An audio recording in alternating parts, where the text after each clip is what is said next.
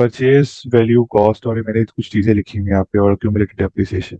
ये carrying value actually क्या होती है, इसके बारे में लिखा हुआ है, ठीक है। परचेज वैल्यू ये कि जब आप एसेट को खरीदते हैं, लॉन्ग टर्म एसेट की बात है, जब आप एसेट को खरीदते हैं और over the period of life इसकी डेप्रिसिएशन करते रहते हैं, इसको डेप्रिशिएट करते रहते हैं, तो आप उस डेप्रिसिएशन को माइनस करते हैं, क्यूमुलेटेड डेप्रिसिएशन को, और आंसर आपका कैरिंग वैल्यू की फॉर्म में आता है।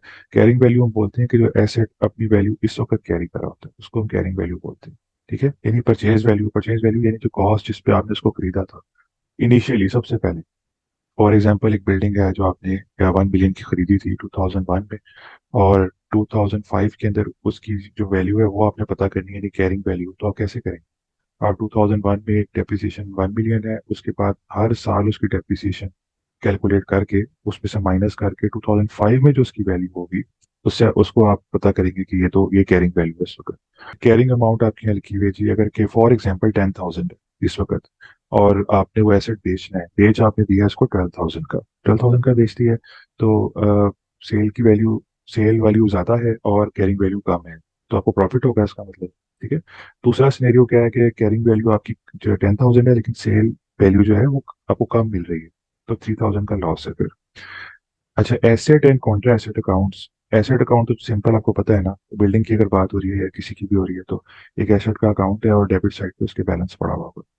तो कॉन्ट्रा एसेट अकाउंट कौन सा होता है?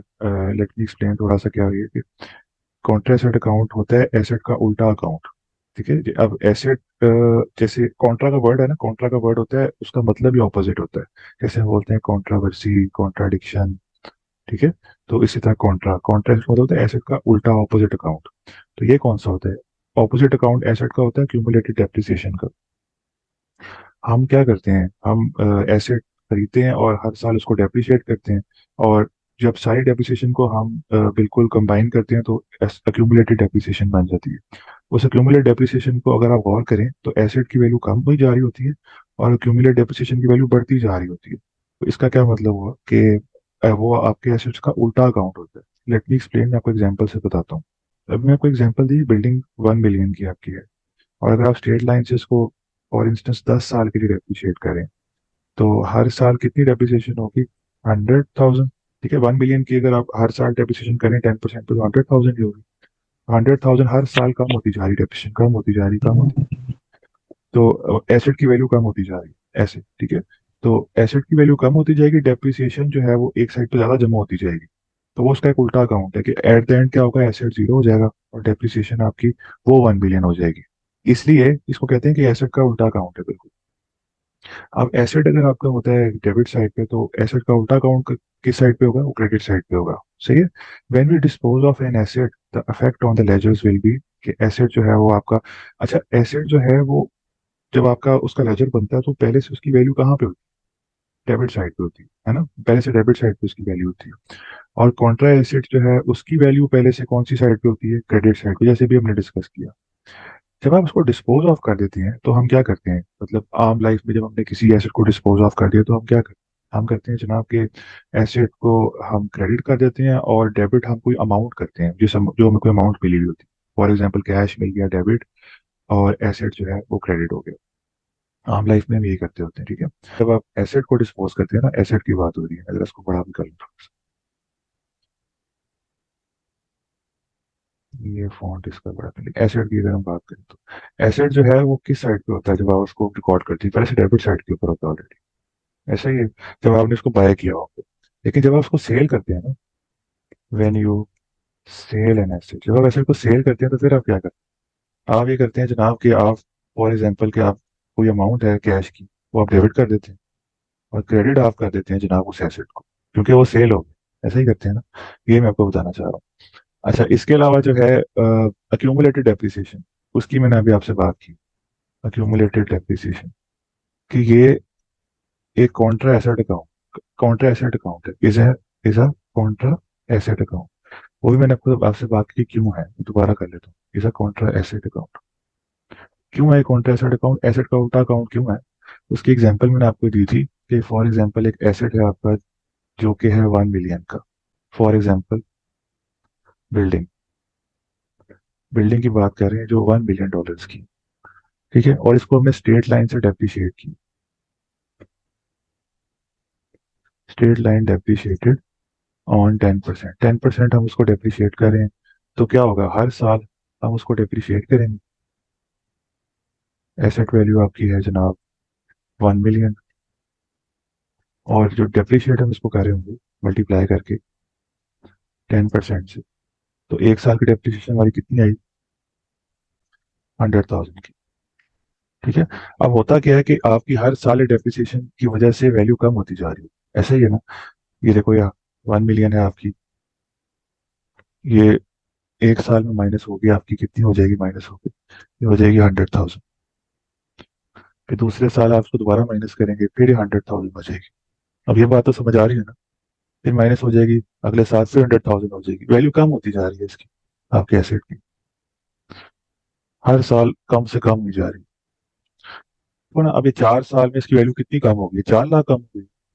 और वैल्यू उसकी ओरिजिनली कितनी थी, 1 मिलियन थी। 1 मिलियन से ये 4 लाख की कम होती गई, कम होती, कम होती गई, चलो थोड़ी सी और कम कर लेते हैं, 5वां साल भी ऐड कर लेते हैं। 5 साल में इसकी वैल्यू इतनी कम हो गई। अब इसकी वैल्यू कितनी होगी इस वक्त, इसकी वैल्यू होगी जनाब 500,000 होगी। 500,000 बच रही है, बाकी तो कम होगी ना सारी। ये जो 500,000 है ना आपकी, ये वाली, ये ये होती है कैरिंग वैल्यू, उसको हम बोलते हैं इज अ कैरिंग वैल्यू, कि इस वक्त ये वैल्यू इतनी कैरी कर, इस वक्त ये वैल्यू इतनी कैरी कर, ऐसे, ठीक है, क्योंकि इसका नाम ही कैरिंग वैल्यू। तो अब ये जो देखो ना आपकी, बल्कि एक साल में थोड़ा सा स्कोर कम कर लेता हूँ ताकि आपको कंफ्यूजन जरा कम हो, छठा साल भी कम कर लेते हैं, 6 साल इसकी वैल्यू कम कर ली। ठीक है। तो अब इसकी वैल्यू कितनी हो जाएगी, अब 4 लाख इसकी कैरिंग वैल्यू हो जाएगी। अब देखो बात मजे की क्या है, वो ये है कि ये जो मैंने ब्रैकेट में लिखा है ना, ये सारा कुछ मैंने ब्रैकेट में लिखा है, ये जो है ना, बल्कि मैं यहाँ लिख देता हूँ, bracketed amount is an accumulated depreciation. ये सारी डेप्रिसिएशन जमा हुई हुई, सारी जमा कर दी, सारी की सारी, 6, इसमें 100,000, 100,000 पे 100,000 पे 100,000 पे 100,000, 100,000 एक दफा कर लिया, तो 600,000 हो गया। तो ये कितनी है आपकी, ये 600,000। ठीक है, इसको हम बोलते हैं क्यूमुलेट डेप्रिसिएशन। अच्छा देखें जरा, ये क्यूमुलेट डेप्रिसिएशन बढ़ती जा रही है और एसेट आपका कम होता जा रहा है, ऐसा ही है ना। क्यूमुलेट डेप्रिसिएशन बढ़ती जा रही है और एसेट कम होता जा रहा है, तो इसका मतलब है इसका एसेट से उल्टा रिलेशनशिप है। ठीक है, यहाँ मैं लिख देता हूँ, value of an asset is keep on decreasing, whereas value of an accumulated depreciation is increasing. ठीक है, that is why accumulated depreciation is called as contra asset account. ठीक है, इसीलिए accumulated depreciation को contra asset अकाउंट बोलते हैं, क्योंकि उसकी वैल्यू जो है वो उल्टा बिहेव करी होती है एसेट से। अच्छा एक और बात है कि अगर एसेट पहले से आपका डेबिट साइड पे पड़ा होगा, तो कॉन्ट्रा एसेट अकाउंट जो कि उसका उल्टा है, वो तो क्रेडिट साइड पे पड़ा होगा ना फिर तो, क्योंकि जो उल्टा अकाउंट है, एक चीज अगर बढ़ रही है वो डेबिट होती है, तो दूसरी चीज जो उसके ऑपोजिट है वो बढ़ेगी तो क्रेडिट होगी। ठीक है। तो अब हम करते ये हैं कि मैं दोबारा उस फाइल पे वापस आता हूँ, दोबारा उस फाइल पे वापस आता हूँ, ये आ गया उस फाइल पे वापस। ठीक है, उम्मीद है अब आपको ये फाइल नजर आ रही होगी। ठीक, अब आप इस फाइल को जरा गौर से देखिएगा, कॉन्ट्रा एसेट अकाउंट है। आप ये देखें पहले से क्रेडिट साइड पे कॉन्ट्रा एसेट, सिर्फ आप इसको देखें, गौर करें। अभी ये जो सिनेरियो है ना आपका, कि एसेट की वैल्यू पहले से पड़ी हुई है डेबिट साइड पे, कॉन्ट्रा एसेट की क्रेडिट साइड पे पहले से पड़ी हुई है, ये वो सिनेरियो है कि जब डिस्पोजल नहीं हुआ, आपने एसेट को बेचा नहीं है। अब जब आप बेचेंगे तो इसमें काफी चेंजेस होंगे। ठीक है, अब मैंने लिखा भी है, when we dispose of an asset the effect on the ledgers will be. अब देखें, एसेट में पहले से एक वैल्यू पड़ी थी डेबिट साइड, लेकिन उसको डिस्पोज ऑफ भी कर दिया, डिस्पोज कर दिया तो जाहिर है उसको क्रेडिट कर देंगे क्योंकि उसको निकालना है। वेयर एज कॉन्ट्रा एसेट में देखें कि पहले से उसकी एक वैल्यू पड़ी हुई थी क्रेडिट साइड पे, तो हमने डिस्पोज ऑफ किया तो उसको हमने डेबिट की। अब आपके जिम्मे में कि इसको क्यों डेबिट करें, तो ये देखें जरा कि आपने अगर एसेट को डिस्पोज ऑफ करके क्रेडिट किया है, यानी कि निकाल दिया है, तो जो उस कॉन्ट्रा एसेट है वो भी तो एसेट का ही रिलेटेड अकाउंट है ना, तो आपने उसको रख के क्या करना है, उसको भी आपको निकालना होता है, तो हमने उसके लिए उसको डेबिट किया। आई होप कि ये बात आपको समझ आ रही है।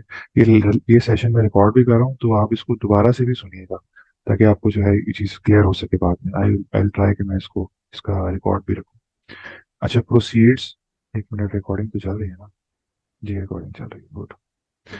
ठीक है। तो एक और चीज, प्रोसीड्स, प्रोसीड्स आपको मिलेंगी जब आप चीज को बेचते हैं। ऐसा ही होता है, जब आपने एक एसेट को बेचा तो ऐसे तो नहीं बेच दिया होगा, कोई ना कोई प्राइस मिली होगी उसकी आपको, तो वो भी आपने रिकॉर्ड कर लेनी। और लेजर का आपको रूल अच्छी तरह पता है इस चीज का, कि आपने सेमेस्टर 1 में पढ़ा होगा, जब आप लेजर में कुछ चीज रिकॉर्ड करते हैं ना, तो उसकी जो डिस्क्रिप्शन है, जैसे मैंने यहाँ पे हर जगह डिस्पोजल डिस्पोजल लिखा हुआ है, तो उसकी डिस्क्रिप्शन में आप वो दूसरा फैक्ट डाल देते हैं कि भाई इस वजह से ही हम एंट्री करें। जैसे यहाँ पे डिस्पोजल लिखा हुआ है, तो लॉस है उसमें भी। अब मैं आपको बताता हूँ, दोबारा से देखिएगा। प्रोसीड्स जो है मतलब आपने कोई चीज बेची तो आपको प्रोसीड्स मिल गई, उसकी अमाउंट मिल गई। अब दो तरह के केसेस होते हैं जो हमने ऊपर भी पढ़े थे, कि कैरिंग वैल्यू ज्यादा है और सेल वैल्यू कम है, या कैरिंग वैल्यू कम है सेल वैल्यू ज्यादा है। तो उसकी वजह से या तो लॉस होता है या प्रॉफिट होता है। ऐसा ही है, तो जब आपका लॉस होगा, लॉस वैसे क्या होता है, लॉस हमारा एक्सपेंस होता है ना, मतलब हमारे ऊपर एक बोझ आया होता है, तो वो एक्सपेंस आपका डेबिट साइड पे आता होता है। और प्रॉफिट क्या होता है, गेन, वो इनकम होती है, तो वो आपकी क्रेडिट साइड पे आती होती है। ठीक है। अब आप ये तीन चीजें देखें ना, अब पहले दो हमने जिनकी हमने पहले बात की, कि एसेट और कॉन्ट्रा एसेट, यहाँ पे पहले से बैलेंसेस पड़े होंगे, डिस्पोजल से पहले भी बैलेंसेस पड़े होंगे यहाँ पे। ठीक है। तो यहाँ पे नई जगह पे बैलेंसेस भी रहा है डिस्पोजल के बाद। जैसे एसेट पहले डेबिट साइड पे पड़ा था, तो जब डिस्पोज किया तो क्रेडिट हो गया। कॉन्ट्रा एसेट जो है वो पहले क्रेडिट साइड पे पड़ा हुआ था, तो डिस्पोज किया तो डेबिट साइड पे आया। लेकिन ये जो बाकी के तीन अकाउंट्स हैं, प्रोसीड्स, लॉस और ये इनकम वाला, इसमें डिस्पोजल से पहले कुछ भी नहीं था। ठीक है, डिस्पोजल से पहले कुछ, डिस्पोजल के बाद एंट्रीज आएंगी इसमें। अच्छा, अब एक इनका हर एक एक इफेक्ट है, उसके सामने डिस्पोजल लिख दिया। ठीक है, डिस्पोजल, डिस्पोजल, डिस्पोजल, पांचों अकाउंट्स के अंदर। तो ये तो एक इफेक्ट है ना हर चीज का। ठीक है। फॉर एग्जाम्पल मैं आपको देता हूँ कि ये एसेट है। चलिए मैं यहाँ पे कुछ ड्राइंग वाली चीज के साथ करता हूँ, ताकि आपको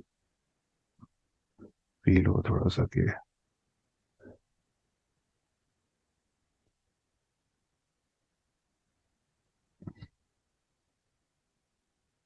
ठीक है, मैं भी एसेट की बात कर रहा हूँ आपसे, कि एसेट है, एसेट के अंदर डिस्पोजल। अब इस इफेक्ट को हम पहले देख लेते हैं, कि एसेट जो हमने डिस्पोज किया हुआ, तो हमारी एंट्री क्या डली होगी, कि एसेट हमारा हुआ होगा क्रेडिट, और डिस्पोजल अकाउंट हुआ होगा डेबिट। ठीक है। अब देखो, हर एक इफेक्ट यहाँ पे लिखा हुआ है, कि एसेट के अंदर ये चीज क्रेडिट हुई क्योंकि एसेट को हमने निकाल दी।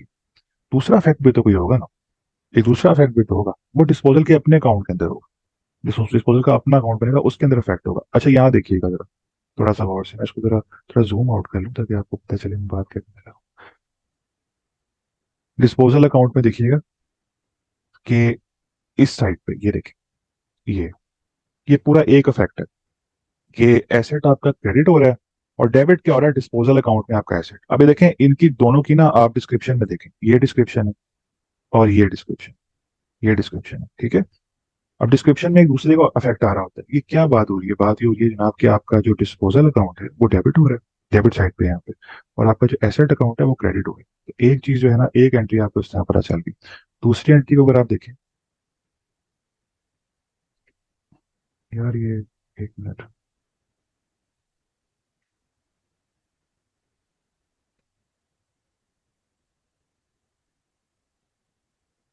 दूसरी एंट्री को अगर आप यहाँ देखें, कि कॉन्ट्रा एसेट अकाउंट है, कॉन्ट्रा एसेट अकाउंट जो है, यानी कि एक्यूमुलेटेड डेप्रिसिएशन, वो जब डिस्पोजल के बाद क्या हुई, डेबिट, ये डेबिट होगी, ये देखें। जब डिस्पोजल हुआ ना, तो ये डेबिट होगी, ये देखें। और क्रेडिट क्या हुआ, तो डिस्पोजल अकाउंट के अंदर जाके जो दूसरा फैक्ट है वो ये वाला आ गया, क्यूमुलेटेड डेप्रिसिएशन, ये हो गया आपकी। ठीक है। तो इस तरह से आपकी ना एंट्रियां दो तीन चार इस तरह बनती है। प्रोसीड्स का अगर आप देखेंगे, तो प्रोसीड्स में भी यही होगा। प्रोसीड्स में है कि डिस्पोजल अकाउंट आपका डेबिट हो रहा है, और प्रोसीड्स के अंदर होगा कि आपका प्रोसीड्स के अंदर जो आपका है ये इफेक्ट, ये डेबिट हो रहा है, और दूसरा जो इफेक्ट है वो यहाँ पे वो क्रेडिट हो रहा है। ठीक है, ये क्रेडिट हो रहा है आपका। इस तरह लॉस के अंदर एक इफेक्ट यहाँ पे डेबिट हो रहा है, दूसरा इफेक्ट यहाँ पे लॉस ऑन सेल क्रेडिट हो रहा है। तो ये चीजें आपको समझाने के लिए मैं आपको बता रहा हूँ डिटेल से। आपको जो रिक्वायर्ड होगा ना क्वेश्चन के अंदर रिक्वायर्ड होगा, वो क्या रिक्वायर्ड होगा, सिर्फ ये डिस्पोजल अकाउंट आपको पता होना चाहिए, कि डिस्पोजल अकाउंट के अंदर क्या क्या चीजें होती हैं। तो इस हर डिस्पोजल अकाउंट के अंदर जैसे एसेट है वो डेबिट साइड पे है, cost of asset, cumulative depreciation credit side पे है। तो इसकी मैं आपको लॉजिक बता रहा था सारी की सारी, किस तरह से ये सारा आता होता है। अच्छा, यहाँ पे मैंने एंट्री भी लिखी हुई है, कि इन केस ऑफ प्रॉफिट क्या होता है। प्रॉफिट के केस में ये होता है कि आपकी डेबिट कैश होगा, क्रेडिट डिस्पोजल होगा। इसको जस्ट आप देख लीजिए, क्योंकि मैंने इसको क्वेश्चन कराना है, तो क्वेश्चन से आपको समझ आ जाएगा। और इन केस ऑफ लॉस क्या होगा, डेबिट होगा कैश, डेबिट होगा लॉस इन सेल, और क्रेडिट होगा डिस्पोजल। ये आपको ऐसे समझ नहीं आएगा जब जब तक मैं इसको क्वेश्चन नहीं कराता, तो क्वेश्चन में आपको इसका भी करा देता हूँ। शेयरिंग के ऑप्शन में जाके क्वेश्चन है आपका ये। ठीक है, अब ये क्वेश्चन आई होगा आपको नजर आ रहा होगा, टेस्ट अंडरस्टैंडिंग वाला। ये है Percy Thrower runs a landscape gardening business on 1 February 2002। ये सेशन एंड होगा तो काइंडली इसको दोबारा से ज्वाइन कर लीजिएगा क्लिक करके, इसी लिंक को क्लिक कर लीजिएगा। पार्टिसिपेंट्स कितने हैं? 6 हैं फिलहाल। ठीक है, सही है। तो हुआ ये कि एक गार्डनिंग बिजनेस है, और 1 फरवरी 2002 को इसने परचेज किया लैंड मूवर, जिसकी कॉस्ट कितनी है? 300,000। अब मैं इसको शीट पे भी आता हूँ, पहले आप सिनेरियो समझ लें। एक बिजनेस है गार्डनिंग का, उसने एक एसेट खरीदा है 300,000 का, और उसकी डेप्रिसिएशन होती है 10% स्ट्रेट लाइन पे, यानी हर साल सेम डेप्रिसिएशन होती है। तीसरी बात है कि मंथली बेसिस पे होती है। मंथली बेसिस का मतलब है प्रो रेटा बेसिस पे होती है। वो भी मैं भी आपको बताता हूँ प्रो रेटा बेसिस कौन सी होती है और एब्सोल्यूट मेथड कौन सा होता है। Few years later, he decided to replace it with one he has enclosed cabin for when it rains. अब वो कुछ साल के बाद उसको रिप्लेस करना चाहता है। हमारे लिए इतनी बात इंपॉर्टेंट है कि कुछ साल के बाद वो इस लैंड मोर को रिप्लेस करना चाहता है। तो रिप्लेस करने के लिए वो क्या करेगा? उसको पिछले वाले को सेल आउट करना पड़ेगा। तो अब पिछले वाले को उसने बेचा। जब उसने बेचा ना पिछले वाले को, तो उसकी जो वैल्यू उसको मिली, मतलब जो प्रोसीड उसको मिली, प्रोसीड उसको कितनी मिली? 200,000 की। How much is the charge to purchase profit and loss statement? अच्छा, वो पता आपसे ये करना चाह रहा है कि जो सारा कुछ उसने किया है ना, ये इसमें इसको लॉस हुआ है कि प्रॉफिट हुआ? चलो फिर मैं अब आपको ये क्वेश्चन अभी डिस्कस कर रहा हूँ ना, तो मैं इसमें आपको ये सारा रीकैप करके भी बताता हूँ कि हुआ क्या है इस पूरे क्वेश्चन के अंदर। कहाँ है ये क्वेश्चन? ये है। ठीक है। अच्छा, अब देखिएगा यहाँ पे, 1 मिनट में ये जो पेन है इसको।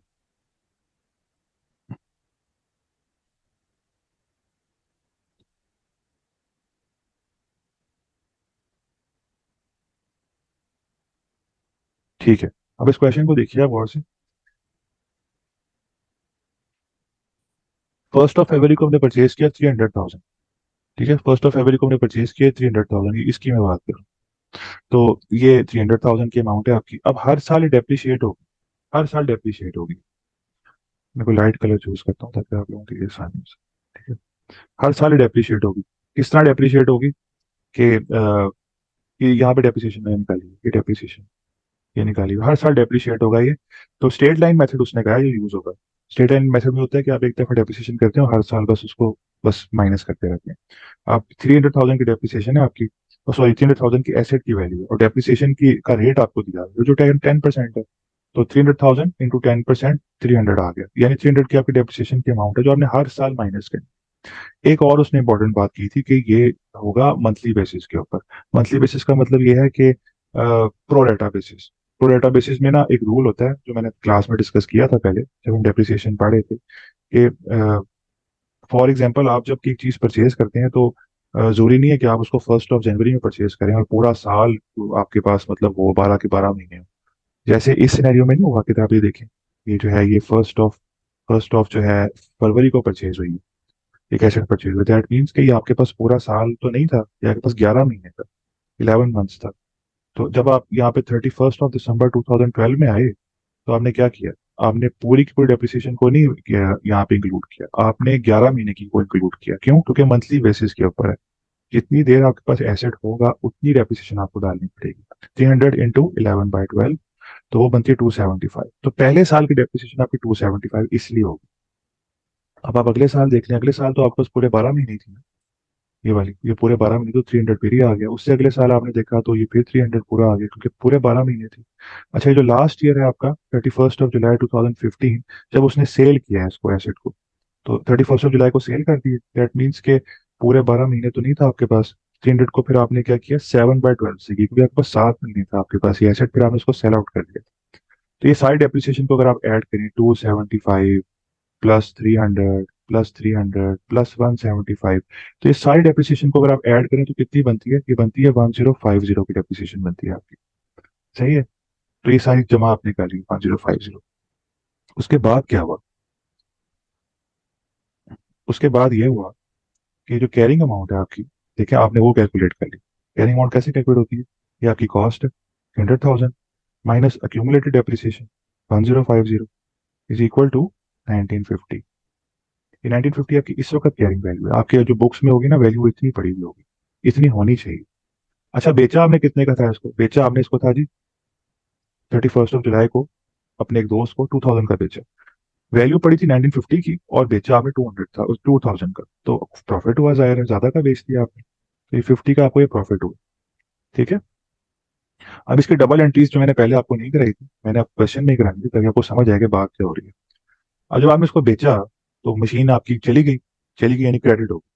यहाँ पे लिखा है ना, मशीन चली गई तो क्रेडिट होगी। देखो हर एंट्री के दो इफेक्ट्स होते हैं, मशीन चली गई तो क्रेडिट होगी, और दूसरा इफेक्ट जो डेबिट साइड का है वो है जी कि आपका डिस्पोजल अकाउंट वो डेबिट हो 300,000 300,000 से। दूसरा इफेक्ट जो है वो ये कि आपका जो अक्यूमुलेट डेप्रिसिएशन है, जो सारा का सारा आपने चाहे डेप्रिसिएशन आपने की है, वो भी अब आपने वो पहले से क्रेडिट साइड पे गई हुई होगी, आपने उसको खत्म करना है। खत्म करने के लिए उसको डेबिट करेंगे, यहाँ पे जो मैंने डेबिट किया है अक्यूमुलेट डेप्रिसिएशन को। ठीक है, ये कोई मैंने डेबिट किया। और दूसरा इफेक्ट क्या होगा? दूसरा इफेक्ट डिस्पोजल का होगा। देखें कितनी एक चीज आसान आसान है याद रखना कि एक इफेक्ट अगर आप याद रखें तो दूसरा इफेक्ट डिस्पोजल का ही है। अच्छा, तीसरी एंट्री ये है कि डेबिट प्रोसीड्स, यानी जो आपको पैसे आए, जो आपने बेचा ना उसको, तो पैसे कितने आए आपके पास? पैसे आपके पास आए 200 आपके पास आ गए। अच्छा, तो आपने जब एसेट को डिस्पोज किया था तो वो कितने का था? क्या कैरिंग वैल्यू थी उसकी? ओके, तीन हम डिस्पोजल एंट्रीज की हम बात कर रहे थे, मतलब उसको मैं थोड़ा सा रिकैप दोबारा कर लूं कि जब हम एसेट को बेचते हैं तो सबसे पहले तो एसेट का अपना अकाउंट है ना, 3000 का। जब 3000 का एसेट था तो हमने उसको बेचा, तो हमने उसको क्रेडिट कर दिया एसेट को कि भाई जाए, खत्म हो गया। उसका दूसरा इफेक्ट कौन सा था? डिस्पोजल का। देखिए हर एंट्री के अंदर ना एक एंट्री डिस्पोजल की जरूर होगी, एक इफेक्ट डिस्पोजल का जरूर होगा, बड़ा इफेक्ट होगा। मशीन को बेचा, मशीन क्रेडिट होगी, डेबिट हो गया डिस्पोजल। दूसरे में ये था कि अक्यूमुलेट डेप्रिसिएशन पहले से क्रेडिट साइड पे पड़ा होगा, जब उसको बेचा तो क्रेडिट, उसको डेबिट किया हमने और क्रेडिट डिस्पोजल। तीसरा फैक्टर आपका कि डेबिट प्रोसीड, जो पैसे हमें आए 2000 रुपीज हमें आ रहे हैं, और क्रेडिट हमने किया डिस्पोजल को जो कि है 1950, और जो रिमेनिंग उसका पार्ट होगा 50 प्रॉफिट का, यानी कि वो इनकम है आपकी। अब आपने सिंपली पता क्या करना होता है इसको, ये सारा कुछ जब आपका हो जाता है ना, तो आपने इसको डिस्पोजल का जो लेजर है, ये वाला, ये बस ये यहाँ पे लाइन में खींचना, मतलब मैंने नहीं खींची थी, तो आप उसको क्या करते हैं, यहाँ पे इन एंट्रीज को पोस्ट कर देते हैं। एसेट आपने जब सेल आउट किया है तो उसका दूसरा इफेक्ट डिस्पोजल था ना, यहाँ पे देखिएगा जरा दोबारा, पहली एंट्री देखें जरा, यहाँ पे पहली एंट्री कि जब जब आपने इसको सेल आउट किया है तो ये मशीन यानी कि एसेट, या नीचे मैंने एसेट लिख दिया हुआ है, मतलब ये मशीन है। अच्छा, जब आपने इसको पहली एंट्री को देखें डिस्पोज ऑफ की, ये डिस्पोजल, यहाँ पे इसको हाईलाइट ये रखेंगे डिस्पोजल। इसका मतलब है कि इसमें इस एंट्री में डिस्पोजल का अपना अकाउंट होगा, यहाँ पे डेबिट हुई। ये देखें जो मैंने पूरा हाईलाइट कर दिया डिस्पोजल को, तो ये अपने अकाउंट में 3000 ये डेबिट हो। और साथ ही जो मैंने डिस्क्रिप्शन में एसेट लिखा हुआ ना, ये सारी डिस्क्रिप्शन होती है कि भाई किस वजह से हो रहा है, दूसरा फैक्ट लिखते हैं यहाँ पे हमेशा। ठीक है। अच्छा, अब ये दूसरी एंट्री देखते हैं हम कि अक्यूमुलेट डेप्रिसिएशन, डेबिट और क्रेडिट डिस्पोजल।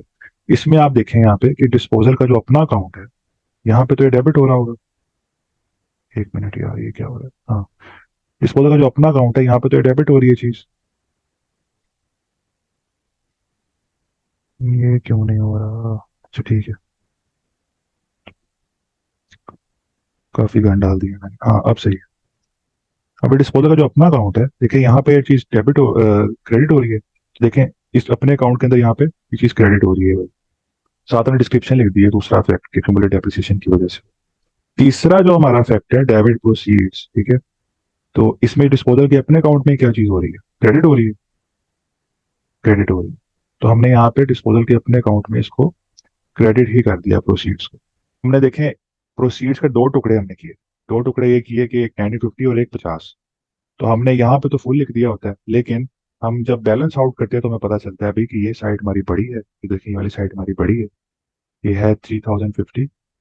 तो ये जो प्रॉफिट ऑन सेल, अब देखें ना 3050 है, ये भी 3050 होना चाहिए, दोनों साइडें बराबर होनी चाहिए ये वाली।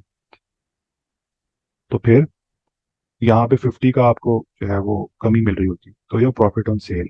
अब ये थोड़ा सा याद रखने वाली बात भी है कि इसको किस तरह से आपने करना है, लेकिन ये कि अगर आप इस क्वेश्चन को थोड़ा सा इजी करना चाहते हैं एग्जाम पॉइंट ऑफ व्यू से, तो आप इसको अपना थोड़ा सा फिंगर टिप्स पे भी कर सकते हैं कि डिस्पोजल अकाउंट है, उसमें एसेट साइड जो है, एसेट की वैल्यू है वो डेबिट साइड पे आती है, एक्यूमुलेट की क्रेडिट पे आती है, फिर प्रोसीड्स हैं जो कि क्रेडिट पे आती हैं, और प्रॉफिट इस साइड पे आता होता है।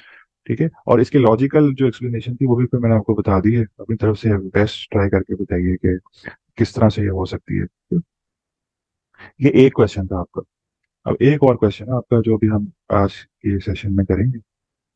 तो दूसरा जो क्वेश्चन है ना आपका, मैं जरा इसको खोल भी लूँ, यहाँ पे फाइल को ओपन कर लेता हूँ। ये है वो फाइल, ठीक है। अच्छा, अभी पर्सी वाला क्वेश्चन हमने कर लिया। दूसरा है हमारा, record the part exchange allowance. Part exchange allowance, इसमें क्या होता है, इसमें मैं थोड़ा सा आपको एक्सप्लेन करता हूँ।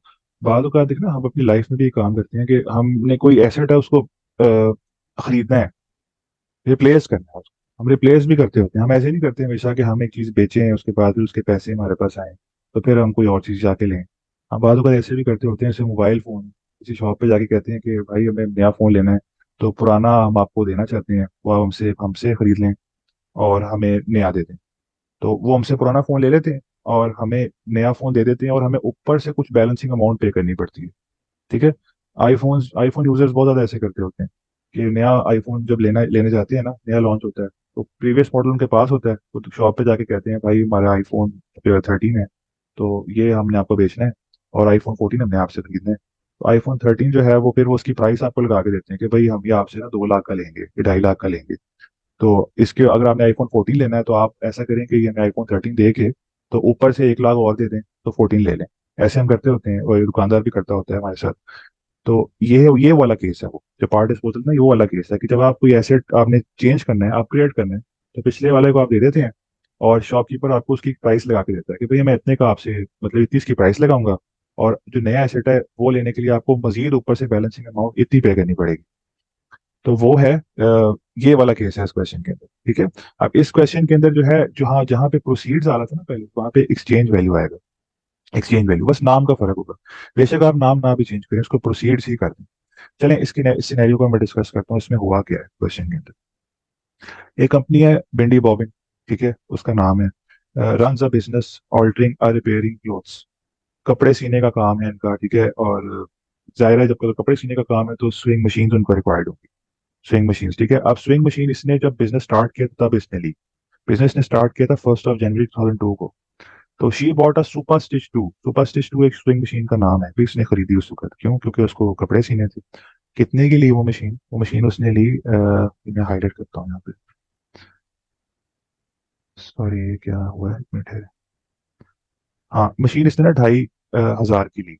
ये मैं आपको क्वेश्चन के अंदर ये चीजें दिखा भी दूंगा। 2,500 की उसने मशीन ली, और उसको डेप्रिशिएट कर रही है using the straight line method at the rate of 20% per annum. हर साल डेप्रिसिएशन की जो उसकी अमाउंट है वो 20% है। हर साल डेप्रिशिएट करिए। और अगले आगे जो स्टेटमेंट है थोड़ी सी इंपॉर्टेंट है। She charges a full year of depreciation in the year of acquisition and none in the year of disposal.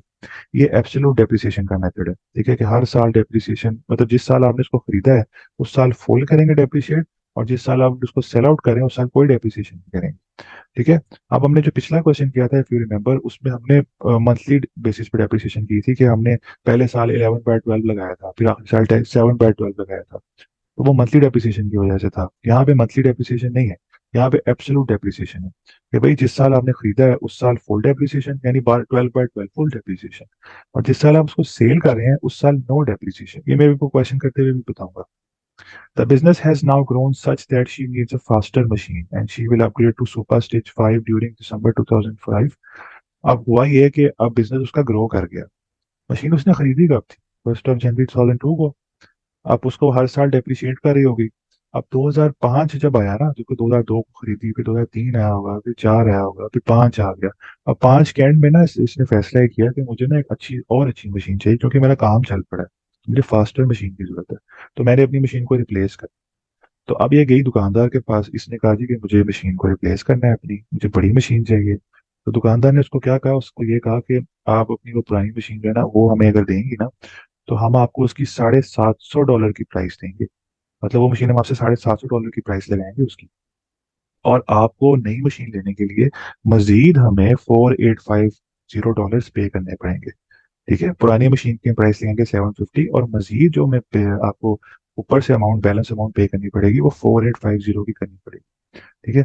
और अच्छा, अब हमने इस सिनेरियो में देखना है कि बिंडी बॉबिन को लॉस हो रहा है कि प्रॉफिट हो रहा है। वो कैसे पता चलेगा? वो पता चलेगा जो उसने हमें, दुकानदार ने हमें 750 की वैल्यू लगा के दी हुई, कि भाई हम तो आपसे 750 की वैल्यू इस एसेट, पुराने एसेट की लगाएंगे। पुराने आईफोन की वैल्यू हम $750 लगा रहे हैं। ठीक है, तो ये वो वाली एग्जांपल है। अब मैं आपको इसको क्वेश्चन में करके दिखाता हूँ कि मैंने इसको कैसे किया हुआ है। ये शेयरिंग ऑप्शन में मैं गया और मैंने ये शेयर ऑन कर लिया, ठीक है। अच्छा आप देखिए, होपफुली आपको विजिबल होगा ये, ठीक है विजिबल है आपको। टेस्ट अंडरस्टैंडिंग टू, अब देखिए एसेट हमने खरीदा कब था, विंडी बॉबिन ने कब खरीदा था, 1 जनवरी, 2012 को खरीदा था। एसेट परचेज किया था, कितनी प्राइस का लिया था, 2,500 का लिया था, ठीक है। अच्छा अब इसको डेप्रिशिएट किया उसने स्ट्रेट लाइन मेथड पे। स्ट्रेट लाइन मेथड डेप्रिशिएट का मतलब ये है कि 20% डेप्रिसिएशन थी ना उसकी, 20% का उसने क्वेश्चन में दिया हुआ था। तो 25,000 इंटू, मतलब मल्टीप्लाइड बाय 20%, वो बनता है आपका 500, जो मैंने यहाँ पे लिखा हुआ है, देखिए पहले साल डेप्रिसिएशन है 500। तो अब एब्सोल्यूट मेथड था, एब्सोल्यूट मेथड का मतलब है कि जिस साल आपने परचेज किया है, अब देखो ये वाला 1 जनवरी 2012 और ये 31 जनवरी 2012, साल तो सेम है। जिस साल आपने इसको परचेज किया है तो उस साल की डेप्रिसिएशन फुल है आपकी, डेप्रिसिएशन फुल है, यानी पूरी 500 मैंने लिखी हुई है। उसके बाद फिर अगला साल 31 दिसंबर 2013, फिर सेम डेप्रिसिएशन स्ट्रेट लाइन पर चुका है, स्ट्रेट लाइन पर तो सेम होती है हर साल। फिर 2014 के अंदर फिर 500 की डेप्रिसिएशन, और 15 के अंदर जिस साल आपने इसको सेल करना है, मतलब सेल नहीं करना, एक्सचेंज करना है, तो 2015 में फैसला किया था ना दिल्ली बाबू ने कि मैंने मशीन अपग्रेड करनी है, सुपर स्टेज 5 पे आ जाए। तो उस साल मतलब आप इस एसेट को एक्सचेंज करने पे आए, तो इस साल देखें कोई डेप्रिसिएशन नहीं, कोई डेप्रिसिएशन नहीं, क्यों? क्योंकि एब्सोल्यूट मेथड है ना। एब्सोल्यूट मेथड में क्या होता है कि जिस साल आपने खरीदा है उस साल फुल डेप्रिसिएशन, जिस साल आप उसको एक्सचेंज करें या सेल आउट करें उस साल नो डेप्रिसिएशन, ठीक है। अब आप देखें जरा कि ये जो आपकी एक्यूमुलेट डेप्रिसिएशन है ये कितनी बनी है, ये कितनी बनी है, ये देखें आपने 3 साल डेप्रिशिएट किया है ना उसको, 500 प्लस 500 प्लस 500, ये 1,500 की बनी है आपकी, 1,500। अच्छा, तो अब आप कैरिंग अमाउंट निकाल लें। कैरिंग अमाउंट कैसे निकलती है, परचेज प्राइस जो है आपकी 2,500 माइनस एक्यूमुलेट डेप्रिसिएशन, ये देखें ये परचेज प्राइस थी आपकी, ये जो है 2,500 माइनस एक्यूमुलेट डेप्रिसिएशन, तो आपकी जो कैरिंग वैल्यू है वो 1,000 आ गई। इसका मतलब है कि भिंडी बॉबिन्स के पास अभी अपनी बुक्स के अंदर वैल्यू होनी चाहिए 1,000 होनी चाहिए। उसके पास बिडी बॉबिन के पास सुपर स्टिच 2 की वैल्यू आफ्टर 31 दिसंबर 2015, उसके पास बुक्स में वैल्यू 1,000 होनी चाहिए। शॉपकीपर उसको कितनी वैल्यू दे रहा था, शॉपकीपर उसको कह रहा था कि मैं आपको इसकी वैल्यू दूंगा 750, बुक्स में उसके पास वैल्यू कितनी, वो तो है 1,000। तो इसका मतलब है उसको उसको तो लॉस हो रहा है, ठीक है, बिडी बॉबिन को तो लॉस हो रहा है, उसको तो उसकी तो बुक्स में तो 1,000 वैल्यू है। शॉपकीपर कहते हैं मैं आपको 750 दूंगा, इसका मतलब है कि उसको 250 का लॉस हो रहा है, ठीक है। यहाँ पे उसको 250 का लॉस हो रहा है, लॉस ऑन एक्सचेंज, एक्सचेंज करते हुए लॉस हो रहा है उसको। अब इसको हम डबल एंट्री में कैसे डिपिक्ट करेंगे, उसी ही तरह करेंगे जिस तरह हमने क्वेश्चन वन में किया था, ठीक है। पहली एंट्री है जी, आपने मतलब डिस्पोज कर रहे हैं पहले एसेट को, एक्सचेंज कर रहे हैं तो जाहिर है आपके पास से तो जा रहा है ना, डिस्पोज ऑफ हो रहा है। तो आपने एसेट को जब निकाला तो ये क्रेडिट हुआ, सुपर सिच टू 2,500 क्रेडिट हो गया आपका, निकाल दिया आपने इसको। दूसरा फैक्ट जो इसका डिस्पोजल के अंदर है वो डेबिट है, देखें ये डेबिट है, इसीलिए आपने डिस्पोजल अकाउंट के अंदर डेबिट साइड पे 2,500 लिखा। अच्छा याद रखिएगा, दोबारा शॉर्टकट है ये, कि आपने डिस्पोजल अकाउंट के अंदर ना ये जो डिस्पोजल का फैक्ट है इसको डालना। अब पहली एंट्री में देखें डिस्पोजल डेबिट है, डिस्पोजल अकाउंट में डेबिट साइड पे होगा। दूसरी एंट्री में देखें डिस्पोजल क्या है, क्रेडिट है, डिस्पोजल क्रेडिट है, ठीक है। तो आपने डिस्पोजल अकाउंट में क्रेडिट साइड पे लिखना होगा, ठीक है। तीसरे अकाउंट में जो है वो डिस्पोजल, वो क्या है, फिर क्रेडिट है, तो आपने इसको क्रेडिट साइड पे लिखना होगा, ठीक है। ये क्रेडिट साइड प्रोसीड जो है, इस तरह से आपने करना होता है इसको, ठीक है। तो अब जो थर्ड आपकी एंट्री होती है उसमें आप उसको स्प्लिट करते हैं, मतलब 1,000 है इसके दो टुकड़े हैं, इसके दो टुकड़े हैं इसके यहाँ पे, तो ये आप इस तरह से करते होते हैं, ये लॉस है। थोड़ा सा लॉजिकल एक्सप्लेनेशन में आपको इसकी दे देता हूँ। आपने पार्ट एंट्री वन के अंदर डेबिट किया डिस्पोजल को, क्रेडिट आपने किया सुपर स्टेज को, तो क्या हुआ, ठीक है, डिस्पोजल 2,500 है जो इसके अपने अकाउंट में डेबिट साइड पे ही आ गया। दूसरी एंट्री देखें, यहाँ पे डिस्पोजल जो है वो क्रेडिट हो रहा है, तो 1,500 यहाँ पे भी क्रेडिट हो, ठीक है। अब जो है तीसरी एंट्री देखें, डिस्पोजल क्रेडिट हो रहा है, तो यहाँ पे क्रेडिट साइड पे प्रोसीड्स और लॉस आ गया। अब इनको अगर आप ऐड ऐड करें, ठीक है, तो कैसे ऐड होगा ये, सुपर स्टिच जो है 2,500 और ये वाली साइड पूरी की पूरी, इनको आप ऐड करके यहाँ पे टोटल लिख लें, इसका ये टोटल आ गया इसका, ये टोटल आ गए हैं इसके, ठीक है। 2,500 दोनों साइडों में जो बड़ा टोटल है वो कौन सा है, 25, ये सिंपल लेजर का रूल है जो आप लोगों ने पहले पढ़ा हुआ है। दोनों साइडों पे 2,500 है जो बड़ी वैल्यू है। अक्यूमुलेट डेप्रिसिएशन 1500 प्लस प्रोसीड्स 750, ये दोनों मिला के बनते हैं आपके 22,500, 2250, सॉरी 2250 बनते हैं। दैट मीन्स कि स्टिल ये वैल्यू शॉर्ट थी आपकी 250 से, तो ये आपका लॉस बैलेंसिंग अमाउंट में आ गया। ठीक है। बाकी मैंने आपको एक रूल भी बताया था कि अगर शॉर्टकट में अगर आप देखें तो एसेट यानी कि जो है वो सुपर सुपर स्टिच जो है वो जब आप डिस्पोज करते हैं तो डिस्पोजल अकाउंट में डेबिट साइड पे होती है। एक्यूमुलेट डेप्रिसिएशन जो है वो डिस्पोजल अकाउंट में डेबिट साइड पे होता है, सॉरी क्रेडिट साइड पे होता है, और प्रोसीड्स जो है वो क्रेडिट साइड पे होती है। ठीक है। और बाकी की जो अमाउंट होती है आपकी लॉस की, अगर अगर आपको लॉस हुआ हुआ हो तो आप उसको क्रेडिट साइड पे लिखते हैं, अगर आपको इनकम हुई भी हो तो आप उसको जो है वो डेबिट साइड पे लिखते हैं डिस्पोजल अकाउंट के अंदर। ठीक है। अच्छा, एक एंट्री इसमें और थी नीचे, बैलेंस टू बी पेड। देखिए ना, हुआ क्या था कि उसने आपको, शॉपकीपर ने कहा था कि आपको पिछले की हम वैल्यू लगा के देंगे 750, और लेकिन आपको मजीद कितने देने होंगे, 4850, मजीद आपको पैसे देने पड़ेंगे, फिर आपको वो एसेट मिलेगा। वो जो आपने मजीद पैसे उसको दिए ना 4850, वो कितने बनेंगे, डेबिट सुपर स्टिच 4850। अब और कैश आपके पास से गया है उसकी उसके लिए, ठीक है, तो क्रेडिट आप कैश करेंगे 4850। ठीक है। इसमें से किसी को कोई क्वेश्चन हो तो please feel free to ask. I have tried my best to give all of the concepts, keeping in mind the constraint I have.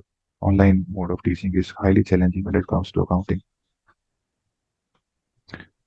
ठीक है। ये फाइल आप लोगों ने भेजी भी है, ये रिकॉर्डिंग भी मैं आपको आई होप सो कि सर जल्दी। जी पूछिए। सर ये डिस्पोजल अकाउंट में 750 कैसे आया, क्रेडिट हो गया? अच्छा, डिस्पोजल अकाउंट में ये थर्ड एंट्री पूछ रहे हैं। हाँ, ये क्रेडिट कैसे हुई 750? 750 डिस्पोजल अकाउंट के अंदर यहाँ पे ये एक मिनट आना जरा, कब पूछ रहे हैं जी जी। कि 750 कैसे हुआ? ठीक है, मैं बताता हूँ। अच्छा देखें, जब आपने बेचा है इसको, जब आप इसको बेच रहे हैं तो आपको कितनी वैल्यू मिल रही है इसकी, आपको वैल्यू मिल रही है 750, ऐसा ही है, 750 आपको इसकी वैल्यू मिल रही है। सही है। अब ये जो वैल्यू है प्रोसीड्स, ये किसकी वजह से मिल रही है आपको, डिस्पोजल की वजह से।